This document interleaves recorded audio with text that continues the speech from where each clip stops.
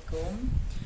Salam kenal dulu dari saya. Jadi saat ini saya adalah salah satu interior design di perusahaan swasta di Jakarta. Saya bikin konten ini tuh tujuannya untuk ngejelasin ke kalian tentang interior design. Jadi menurut saya ya, pengalaman saya kuliah di tahun 2006 sampai saya lulus di 2010, masih banyak orang tuh yang kayak belum ngerti tentang interior design itu apa gitu. Jadi saya mau jelasin ke kalian, pengenalan ke kalian tentang interior design pakai bahasa sederhana dari saya. Nah, biasanya nih kalau kita penasaran akan sesuatu nih di era milenial tuh pasti kita bakalan langsung googling.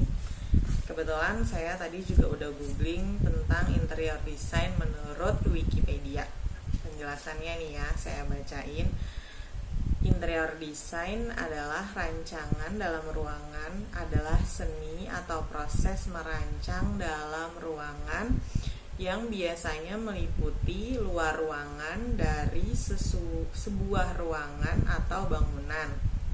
Seorang perancang dalam ruangan terkadang mengkoordinasi dan mengurusi proyek-proyek sejenis. Nah, buat kalian yang udah ngerti interior design, anak-anak interior design pasti ngerti nih apa yang dimaksud dengan penjelasan Wikipedia. Tapi buat kalian yang masih awam, buat kalian yang baru pengen belajar nih tentang interior design, pasti bingung, apaan sih penjelasan tadi tuh kayak masih nggak paham deh. Nah, aku di sini mau ngejelasin ke kalian tentang interior design. Jadi, interior design itu mendesain dalam ruangan, tapi bisa juga mendesain bagian luar ruangan. Gitu, masih belum paham. Kalau yang belum paham, lanjut berarti ya. Jadi gini loh ya, seharusnya dalam mendesain itu harusnya arsitek membuat bangunan. Waktu dia dalam proses perencanaan, interior pun harusnya masuk ke dalam proses perencanaan itu.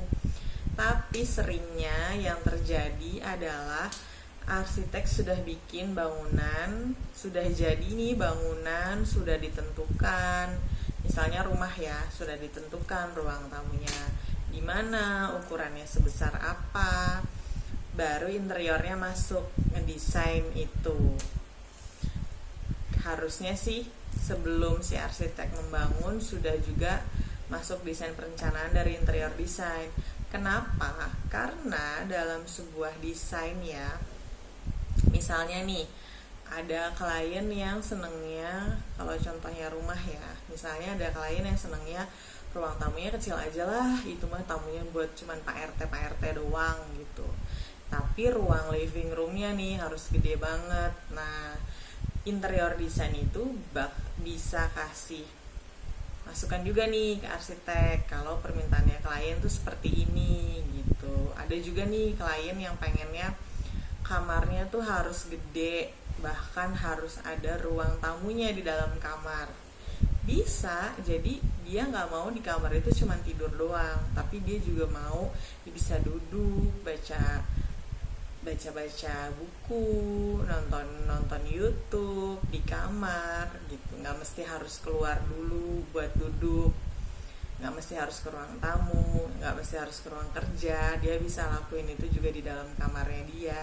Kayak konsepnya hotel yang punya ruang area duduknya, ada sofanya gitu. Nah, itu semua harusnya sih sudah didesain dari sebelum bangunan jadi. Jadi interior design ini juga bakal bisa kasih masukan layout seperti apa nih yang dimauin sama klien, sebesar apa area kamarnya, di mana posisi tempat tidurnya, di mana posisi lemarinya. Nah, lemarinya juga nih bisa juga pakai lemari yang satu ruangan lemari semua, itu namanya walk-in closet. Nah, bisa juga nih kalian nentuin, misalnya saya maunya bajunya dress lebih banyak, jadi kita banyakin area baju-baju gantung, area baju-baju dress, sisanya baju-baju lipatnya misalnya cuma sedikit, ya udah baju lipatnya sedikit aja areanya. Jadi interior design itu bener-bener mengatur semuanya, mulai dari konsep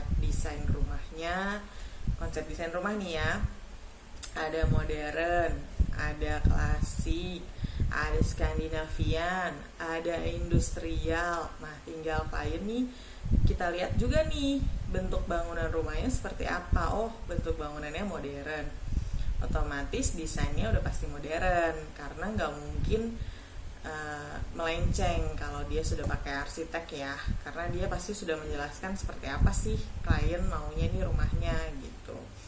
Nah, dari situ, dari nentuin konsep, kita nge-layout seperti apa maunya klien, posisi tempat tidur di mana, posisi sofa di mana, sofanya mau pakai ukuran yang kayak gimana, sofa L, sofa 2 seater aja, sofa 3 seater, peletakan mejanya, pemilihan curtain, pemilihan gorden, fitrasnya, pemilihan lampu gantungnya, pemilihan lightingnya nih, mau warnanya warm white atau warnanya putih.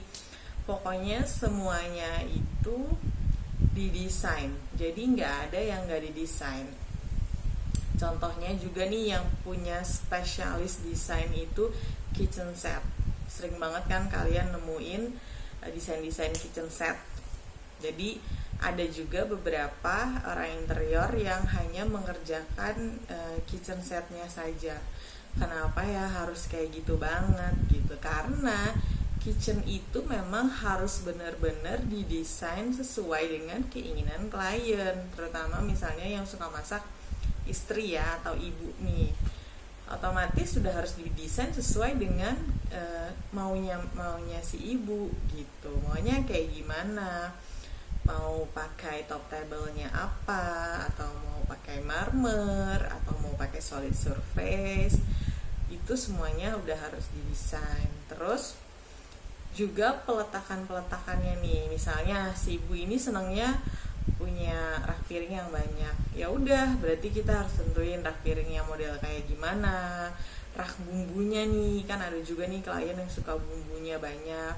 Kulkas 2 pintu yang besar-besar atau gimana, jadi taruhnya di mana, itu semua kerjaannya orang interior. Bahkan menentukan titik listriknya nih, karena kan semua alat-alat elektronik itu butuh listrik kan, jadi kita tentuin juga nih di mana nih posisinya gitu.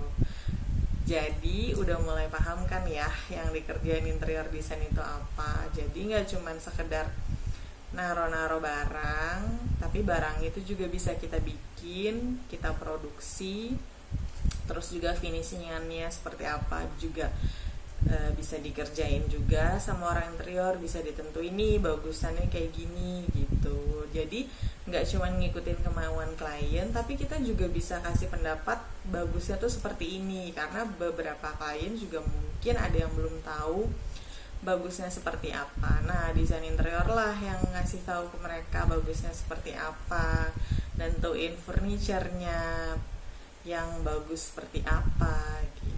Jadi mudah-mudahan ya dari konten ini kalian udah makin kebuka nih. Buat yang mau ngambil jurusan interior design nih udah makin tahu nih, oh ini ternyata interior design. Mudah-mudahan bermanfaat. Jadi jangan lupa nanti aku bakal bikin konten-konten selanjutnya tentang interior design. Mudah-mudahan nanti ke depan makin berkembang, gak cuman obrolan-obrolan aja, tapi aku bisa masukin beberapa contoh desain-desain yang udah aku kerjain juga. Terus mudah-mudahan juga kita bisa jalan-jalan ke tempat-tempat yang interiornya seru-seru, bagus-bagus. Karena refreshing juga loh datang ke tempat yang interiornya bagus. Apalagi zaman sekarang tuh disebut instagramable. Tempat yang instagramable tuh pasti diincar banget sama anak-anak muda sekarang. Jadi itu aja dari saya, mudah-mudahan bermanfaat. Sampai ketemu di konten selanjutnya. Bye, assalamualaikum.